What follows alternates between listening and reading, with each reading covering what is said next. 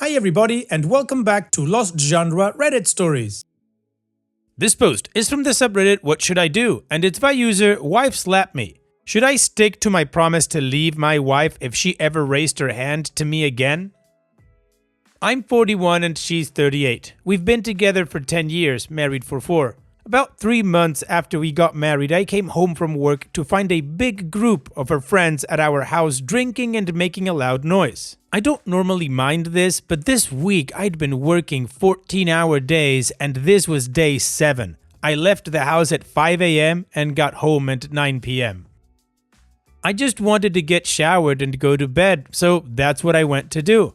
I came out the shower in my towel and my wife was standing on the landing with 2 friends and they started getting in my face asking why I was being rude and didn't sit with them and came straight upstairs. I walked in, said hello, and then went upstairs for a shower. I never said anything or complained, so I don't know what they were talking about. From out of nowhere, my wife slaps me round the face so hard she left a handprint. They walk downstairs and I go to bed in the spare room. The next morning, she tries to act like nothing happened and play it down. She even called it a love tap. I just cut her off and said, "If you ever lay a hand on me in anger again, I'm leaving." She called me dramatic and said I'm big and strong and that didn't hurt. I told her it did hurt and to drop it. Fast forward to the weekend just gone. It's my birthday party. Just a few friends around for a barbecue. As me and my friends are talking, one of them mentions that an old stalker I had to go to court and everything, had moved on to his street. My blood ran a bit cold and I didn't hear my wife shouting for me. I couldn't really hear anything. My heart was beating too fast and my brain was shutting down as I was panicking a bit internally. My wife comes over and gets a bit mad and says, "Are you effing ignoring me?" And I kind of snap out of it and say, "James told me Gloria moved back here and she's living on his road." She gets even madder and says, "So you were ignoring me to talk about Miss Beauty Queen?" She hits me so hard in the face, I sort of stumble and then my legs buckle and I fall. I'm a big guy. I'm 6'1" and I've done boxing and Brazilian Jiu-Jitsu, so I can take a hit. Admittedly, I was still a bit shaky after the news of my stalker and I was leaning on my friends as I felt a panic attack coming, but she still hit me hard enough to knock me over. All hell broke loose and my friends got right in her face and shouted, "Who the F do you think you are, you horrible bitch?" And he was having to be held back and then my wife came for me again. My friend got in her way, then her friends came and dragged her away. But she was screaming and shouting at me the whole way into the house. I don't know what about. My wife and her friends left, and then a couple of hours later, my friends left after making sure I was okay. Once they were gone, I started packing everything I own, and after an hour, I was done. I sat in the living room waiting for my wife, but she didn't come home until the next morning. She saw this suitcase and asked what I was doing, and I told her, "I told you that I'd leave you if you ever hit me again, so I'm leaving." She said it was my fault for talking about my stalker and I know she's jealous of her. I didn't because what the F, and then said I didn't defend her when my friend shouted at her. I reminded her I was on the floor at that point after she hit me. She just scoffed and insulted me. I just picked up my stuff and loaded my car and left. I'm in a hotel at the minute and my phone is blowing up from her friends and family saying I'm being dramatic and this is too far, etc. Even a couple of my friends have said things like, "Women slap, it's what they do." Now I'm doubting myself and thinking it's only 2 incidents in 10 years and I'm not scared of her or anything, but I feel like I shouldn't have to put up with that, plus the dismissive talk about my stalker. Should I stick to my word or give her another chance? No, OP, you don't give her another chance, you follow through. Look, I don't know if she's got issues or whatever's going on with her, but violence is never a way to deal with your emotions, and that's something that we teach children in kindergarten and at home when they're very little. When you're frustrated, you just don't go around hitting people, less smacking people so hard in the face that you leave a handprint or knock them to the floor. In my opinion, that first chance you gave her was one too many. So if I was in your shoes, my next visit would be to a lawyer. Also, I would try to get my friends to come up with statements about what happened at the birthday party, and those friends saying that that's what they do, those are idiots. We don't take advice from idiots. So once again, OP, no, you do not give her a chance. You get out. And what do you guys think? Let me know in the comments section. And now let's check out the community comments. Dry Cause 2061 says, stick to your promise and leave her. She will definitely hit you again. It doesn't matter that they were only 2 incidents. That's too many. She's a physical abuser. If you don't stick to your promise, she will do it again. You deserve better. Disgruntled Warrior says, you already gave her another chance. File for domestic violence or assault, then file a fault divorce under abuse. You don't have to file the domestic violence assault, but I'd encourage it. Even if you don't, still file fault divorce under abuse. Candid Worker 35 says, women slap, it's what they do. No, we don't. And if we do, you absolutely should not put up with it. You should report her to the police and take legal advice as soon as possible. You deserve a better partner than this. Be brave and make a fresh start. Yoshi and Ames says, dude, yes, leave. It's a criminal offense. It's chargeable domestic violence. The law disagrees with her and her people. Stay away from anyone who believes women slap or call domestic violence a love tap.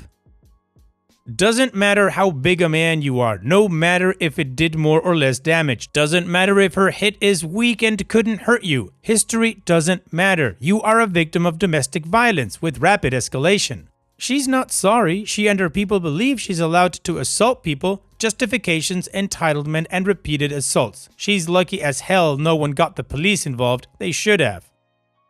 Sprite Hot says, leave her. Physical violence only escalates. She's hit you twice and is doing it in front of people. It's not just about violence. She is trying to embarrass and control you. That is a very scary combination. If you go back now, you are teaching her that your boundaries are weak and she can get away with it. I hope the divorce goes smoothly and you can find some support. And Leo Sporin says, leave her. You might be alone for a little bit, but it'll be a lot better than the loneliness of an abusive relationship. That friend that stood up for you, she will make sure they are out of your life eventually, if not immediately, and she will continue to take from your life just like this as long as you are with her. You don't have to be smaller to be abused. Well, the community's saying it to OP loud and clear. You leave. So now let's move on to the update to see how the story ends. I'm sticking to my word and we have split up. I'm still in the hotel but move into a flat next Monday on a 6-month contract. She is still asking me to reconsider, which I think is going to make the divorce a long and drawn out process. My solicitor has said that these things normally take 6 months if everyone agrees with it and handles it properly. Luckily, we rent our house, as she's always been terrified of debt, so she won't have to worry about a house sale, and the contract is up in November. I've already told the landlord I'm moving out, so if she wants to carry on renting, she'll be doing it solo. My chinchillas are safe at my sister, and I see them and miss them every day. They'll be with me in my new home next Monday.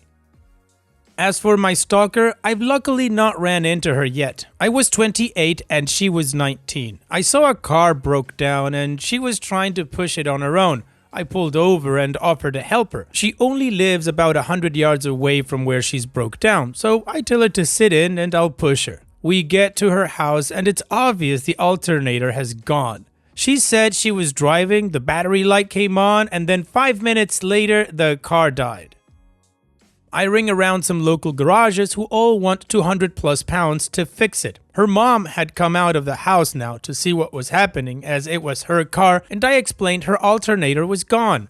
I rang a parts supplier and found the part for 40-ish pounds. I said to her mom, if you buy the part and make me a cup of tea and provide a couple of biscuits, I'll fit it for you.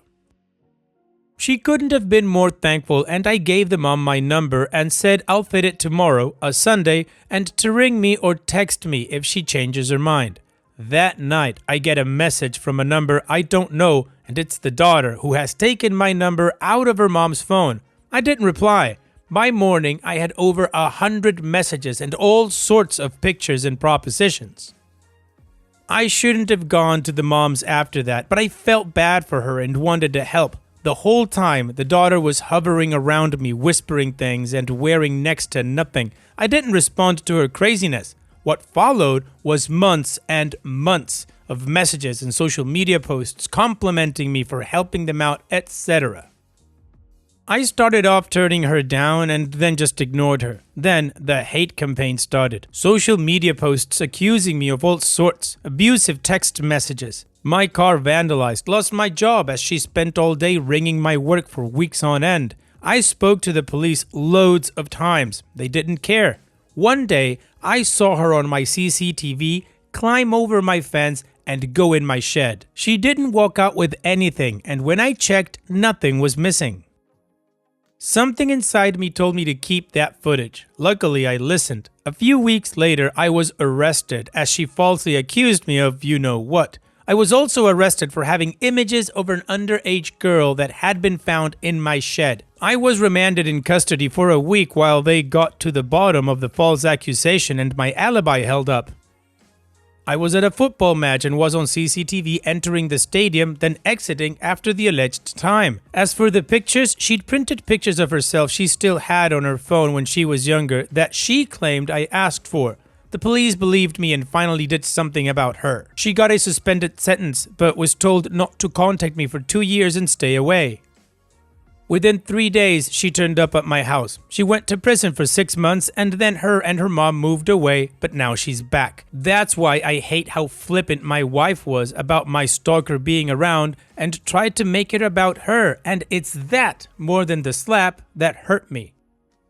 Wow, OP, you've been through a lot, but congrats on both accounts. One, the whole thing with your stalker, insane, but it's a good thing that you were cleared. And two, you're moving on from an abusive partner. So hopefully things start moving up from now on. And here's wishing you the best, OP. Thanks so much for sharing and take care. And now let's move on to the next post that also has an update. This post is from the subreddit Am I the A-hole, and it's by user Cicada Supremacy. Am I the a-hole for not wanting the puppy my boyfriend bought for my birthday present? For context, I, 27 female, have always had pet dogs, cats, even birds that fell from their nests. I also rescued and rehomed tons of animals, but I've never kept a male pet. My mom didn't like them because of the whole peeing everywhere thing, and I guess I just got used to only having girl pets. Plus, I love using my dogs as pillows, and I'll admit, the doggy boy parts that are always a little too present makes me uncomfortable. Anyway, I've had my dog, let's call her Luna, since I was 17. She's my baby and she 100% rules my life. She's not really friendly with kids, other dogs, or most men, but she at least kinda likes my boyfriend, 31 male, of 2 years. So, my birthday was a couple of weeks ago. My boyfriend told me he had a surprise, but it wasn't ready yet. Last Friday, I came home from work and found him in my apartment with a 2-month-old-ish German Shepherd male puppy that he bought, complete with a balloon tied to its collar that said, "Happy Birthday." He smiled and said, "Do you like him? He's our new son." I was shocked. The only words that came out were, "Where's Luna?" He had locked my dog in the bathroom because she growled at the puppy. I was furious. We argued for about 2 hours. I told him to take the puppy back with him and not come back. He yelled some more and called me a misandrist before leaving because apparently not wanting male pets equals hating men.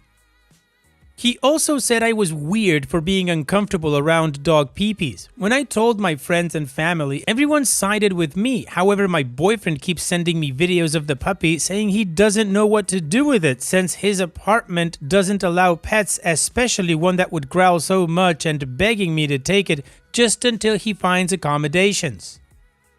He says I owe him because he spent so much money on the puppy and was planning the puppy to live with me anyway. But I don't want the puppy. My current dog definitely wouldn't accept him, and in the videos I can already see how destructive he's becoming. On the other hand, the poor puppy is innocent in all this. Should I just suck it up and keep him with me until my boyfriend, we technically didn't break up yet, finds somewhere else to take him?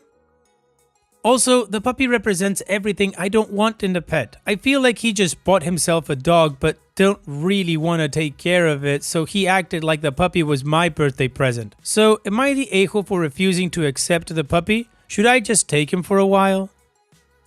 Aw, OP, I agree with you. I feel bad for the puppy, of course, but this is all your future ex-boyfriend's doing. I'm sure in the 2 years that you guys been dating, he must know about your preferences regarding pets, and he just skipped all of them. So no, honestly, I would tell him, look man, you brought this on yourself, you gotta figure it out, and we're done. And what do you guys think? Let me know in the comments section, and now let's check out the community comments. Homely Haddock 825 says, not the a-hole. Pets are not gifts. And for him to be so irresponsible and think he can just buy a living being for someone else is insane. He's clearly impulsive and selfish. At his old age, run, lol. Pink Painted Sky says, not the a-hole. He got you a puppy that will be both of yours, but you are the one that had to house, feed, and train it? He wanted the dog and wants you to do all the work. He can easily find a great home for the dog. Don't let him guilt you. Zoo Animal on Wheels says, not the a-hole. The dog penis or lack thereof is irrelevant. You don't give someone a living thing as a gift without thorough discussion. And locking your current dog in the bathroom of her house that he doesn't even live in is beyond the pale. And what do I do now, damn it? Says, not the a-hole. He bought himself a puppy and expected you to take care of him while he gets to visit and play and leave. OP's edit to clarify some things. Some people seem to think I'm obsessed with dogs' genitalia, and lol, I'm not. The issues with the puppy ranking are: 1. I don't want another dog because I have a dog. 2. I don't want to raise a puppy ever again. 3. I don't want to own a dog that was bought. 4. I don't like large breeds. 5. I don't want a male dog because I prefer female dogs. The only reason I included that I don't like dog penis is because I don't want to have that in my house. I don't lose sleep over it, but I prefer the smooth belly female dogs have. What I told my boyfriend was something along the lines of, you disregarded everything I believe in a pet, to the extent that you even brought a male dog when I told you it wasn't my intention to even own one. Then he called me weird and misandrist. That's the only reason I included that part in my post. In my attempt to keep everything short, I didn't include all that. Well, the community agrees that OP is not the a-hole. So now let's move on to the update to see how this story ends. First of all, puppy is fine. The day after my original post, my neighbor texted me around 2 p.m. because she heard loud noises from my apartment. She has a spare key, she and Luna are besties and often go on walks when she works from home. So she offered to check. Turns out, puppy was inside and Luna was just sitting on the couch glaring at the puppy like she was personally offended. I told my boss I had a family emergency and rushed home. My neighbor had been entertaining the puppy, but my apartment was trashed. She agreed to take the puppy for a few hours while I cleaned. I realized a lot of the mess didn't look like it was the puppy. Some of the papers seemed sheared and not a single teeth mark. I went to building management and they showed me camera footage. My ex-boyfriend walking in with the puppy, staying 20 minutes and leaving.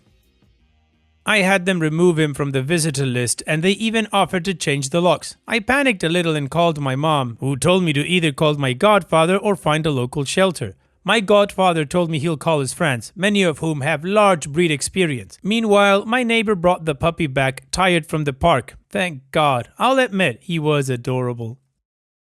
A few hours later, my godfather called to say one of his friends, a German Shepherd lover with 2 already, wanted to adopt him. Puppy's name is Kai now, and apparently my godfather's friend has tons of experience training big breeds. As for my ex, I decided to call his mom because I still had him blocked. She called and told him to visit her the next day, and I went to talk it through. If you guessed he was jealous of Luna, he wanted to move in with me, he thought Luna wasn't manly enough and that a German Shepherd would make me see reason. His plan was basically, I'd find 2 dogs too much work and I'd get over my obsession with Luna by leaving her with my mom. Yes, really, his own mom told him she was disappointed and that she didn't raise him to be sneaky and selfish. I told him that we were done and that Kai had already been rehomed to a loving family. He tried to get mad about me rehoming his dog, but his mom reminded him that puppy was a gift and I could do whatever with him. I hugged her goodbye and haven't spoken to him since. I also talked this through with both my therapist and psychiatrist. I talked to them about the whole situation and both agreed, separately, that having preference is not wrong, and as long as I'm not harming animals because of their sex, there's nothing wrong with not wanting them. Right now, I'm at my mom's house with Luna, using some PTO to rest and recover. This whole thing was exhausting, but at least it ended with Kai in a good home and one less toxic boyfriend in my life, lol. Well, OP, it sounds to me like a happy update. Kai is in a loving home and you ditched the idiot. Good for you, OP, and thanks so much for sharing. Take care. And now let's finish this video with a quick mood booster post. This post is from the subreddit Malicious Compliance and it's by user Deleted. You're not paid to think. Okay, so I didn't. A few years ago, I worked as a copywriter at a small PR agency run by a tyrant of a boss. Let's call her Marcy. She was all about control. One day during a strategy meeting, I pointed out a huge flaw in a campaign that could have cost our client major money. Her response? You're not paid to think, you're paid to write what I tell you. Cool. Got it. From that point on, I followed her instructions exactly. No suggestions, no edits, no heads up when things were obviously going sideways. Just pure, flawless compliance. Within 2 months, 2 major clients left over tone-deaf campaigns. One I had tried to fix but was explicitly told not to. Guess who got blamed? Me. Guess who kept receipts? Also me. I forwarded my "just doing what you told me" email chain to HR. Turns out this wasn't the first complaint. She was restructured out of the company 3 weeks later. Oh, OP, you reminded me of one of the worst bosses I've ever had. He just couldn't tolerate pushback, any kind. He took it as an offense. But in any case, OP, you did exactly what your boss demanded of you. Just do as she says. And she dug her own grave. Thanks so much for sharing, OP, and take care. And that's it for today's video. Thank you so much for taking the time to watch it. Now, if you've gotten to this point in the video, I assume that you like these stories that I'm reading out. So here are a couple more that you might enjoy. And if you don't have any time to watch another story right now, save it for later. And also, don't forget to hit that subscribe button.